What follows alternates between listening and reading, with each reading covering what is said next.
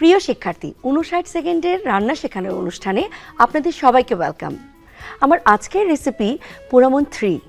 এই খাবারটা এমন, মুখে দিতেই জিভ বলবে মিষ্টি, গলা বলবে মশলাদার, পেট বলবে আহ কি খেলাম, আর মন বলবে আরেকটা চাই। ও আপা, অনুষ্ঠান গেছেন নাকি?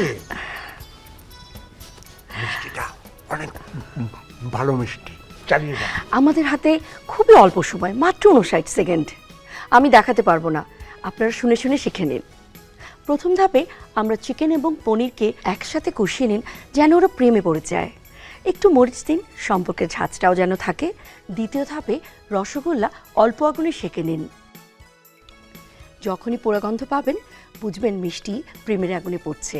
তৃতীয় ধাপে একটা পাঁপড়ের ওপর সে চিকেন এবং পনিরের মিশ্রণ দিন। এর উপর দিন এক টুকরো রসগোল্লার টুকরা, তার উপর ঢালুন চিনি এবং গুড়ের ক্রিম। চতুর্থ ধাপে রোল করে হালকা তেলে ভাজুন। এবার এর উপর ছিটিয়ে দিন প্রেমের চাট মশলা।